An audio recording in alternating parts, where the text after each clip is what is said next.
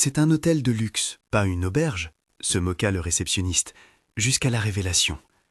Le lobby du Grand Stellar semblait tout droit sorti d'un catalogue. Lustres au cristal suspendus comme des constellations, marbre poli qui renvoyait chaque pas en éclat, et une rangée d'orchidées blanches dont l'odeur mêlait douceur et froideur. Les sièges en velours absorbaient les conversations comme des nuages. Chaque détail respirait intention et prestige. Au milieu de ce décor, une silhouette modeste coupait l'image, presque comme une accusation.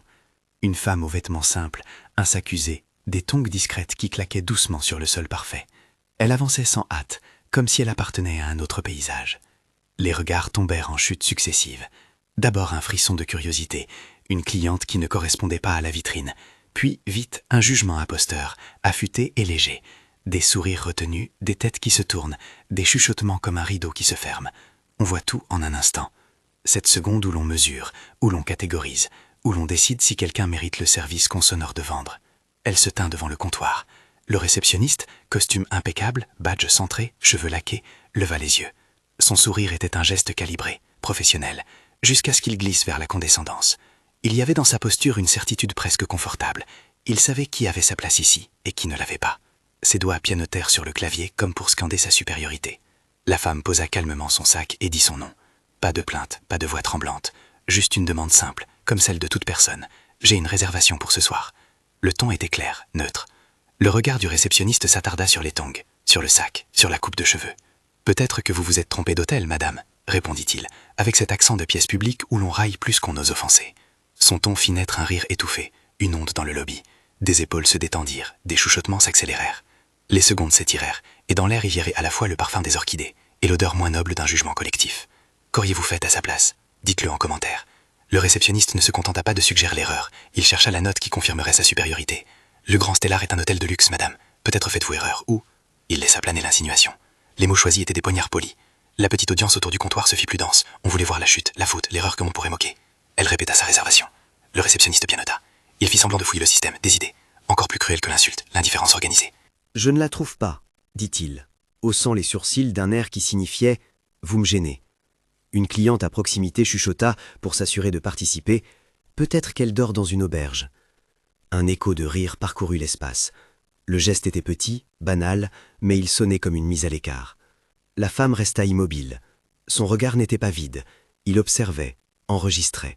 Il y eut, dans ses mains, un léger contact avec le sac. Pas de geste théâtral pour provoquer la pitié. Seulement une réalité posée, solide. Le réceptionniste prononça alors la phrase qui allait rester suspendue dans l'air. « C'est un hôtel de luxe, pas une auberge. » Il se moqua, sûr de lui, et chercha autour de lui l'approbation silencieuse d'un public qui aimait croire aux frontières claires.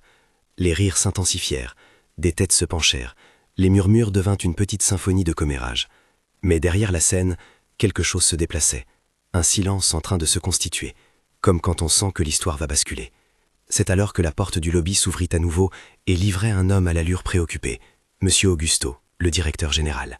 Il était connu dans l'hôtel comme un gestionnaire soucieux du détail et nerveux face aux incidents. Sa présence fit vibrer l'air d'une tension supplémentaire. Clarisse le regarda une fraction de seconde. Elle n'éleva pas la voix. Au lieu de cela, elle posa une question simple, presque pédagogique. Dans le manuel du Grand Stellar, quelle est la première règle à propos du service? Il y eut une pause. Personne ne se souvenait vraiment des lignes écrites sur du papier. Le réceptionniste sourit, certain de son triomphe, prêt à réciter le code d'exclusion. « Nous attendons des clients qu'ils respectent le standing de l'hôtel », dit-il, choisissant les mots pour leur valeur de porte d'entrée. Clarisse inclina légèrement la tête et répondit d'une voix mesurée, non pas pour fustiger, mais pour rappeler. La première règle est le respect inconditionnel de chaque client. C'était dit comme une déclaration de principe, sans éclat. Elle ajouta, tranquillement, que ces visites anonymes faisaient partie de son habitude. Elle effectuait régulièrement des contrôles personnels pour s'assurer que la politique qu'elle prenait depuis le siège se reflétait réellement dans la pratique. Sa présence n'était pas un hasard. L'effet fut immédiat. Les épaules se raidirent, les sourires s'effritèrent. Le regard du réceptionniste changea. D'abord la surprise, puis la couleur qui monte au visage, la sensation d'être pris en défaut. La salle retenait son souffle. Monsieur Auguston devint livide. Il comprit qu'il se trouvait face à la propriétaire, la personne qui décidait des lignes de conduite et des conséquences. Il avait, quelques secondes plus tôt, tenté de calmer l'incident à sa manière. Il substitua maintenant la panique à l'assurance, en cherchant une solution qui épargnerait la réputation de l'établissement. La révélation ne fut ni spectaculaire ni vindicative. Clarisse ne cria pas, n'humilia pas publiquement. Elle déplia son sac et sortit une carte professionnelle modeste, pas l'étui doré que l'on imaginerait. Elle l'attendit à M. Augusto comme on pose un rappel. Nous formons les employés à la grandeur, mais la grandeur ne vient pas des étoffes, elle vient du respect que l'on porte à l'autre. Son regard traversa la salle, il n'y avait ni supériorité ni pitié, seulement une attente calme. Ce calme imposa un choix difficile, mais pédagogique. Clarisse prit la parole d'une manière qui ne laissait pas de place à la vengeance. « Rodrigo, je ne cherche pas à te punir pour l'instant. Je veux que tu comprennes. Pour cela, tu vas suivre un programme intensif de 3 mois. Tu travailleras au ménage, à la cuisine et au service de maintenance.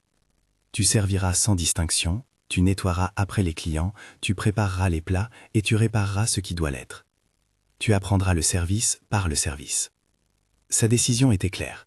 La sanction n'était pas un renvoi public, mais une formation pratique, une immersion dans la réalité invisible du travail qui soutient le luxe.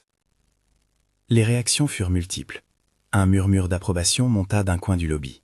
Une cliente sourit en retenant ses larmes, comme touchée. Rodrigo vacilla sur ses appuis, les traits brouillés par une émotion qu'il n'avait pas prévue. L'orgueil laissa place à la honte, puis à la peur, et enfin à une prise de conscience balbutiante. Il voyait déjà les taches sur les sols qu'il avait méprisés, l'odeur du détergent, le bruit des casseroles, des choses auxquelles il n'avait jamais prêté attention parce qu'elles étaient invisibles à ceux qui se pensent supérieurs. M. Augusto enregistra la décision. Il promit d'organiser la formation et d'accompagner Rodrigo. Clarisse insista sur un point.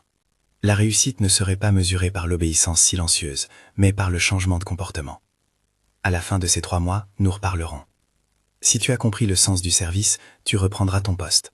Différent, mais digne.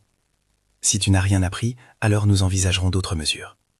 Ce n'était ni une menace, ni un cadeau, mais une porte tendue vers un apprentissage réel. Rodrigo baissa la tête. Les larmes vinrent indiscrètes, non pas pour l'humiliation, mais pour la reconnaissance d'une erreur. Il balbutia des excuses, maladroites, sincères. La salle, qui s'attendait peut-être à un spectacle de châtiment, se trouva émue par la simplicité de la transformation possible. Quelques personnes applaudirent doucement, non pas pour le châtiment, mais pour l'idée que l'on puisse apprendre à mieux traiter les autres. La leçon se propagea comme une onde tranquille.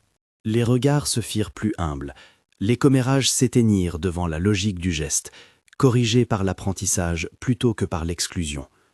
Clarisse, sans ostentation, récupéra son sac et posa sa main sur le dossier d'un siège.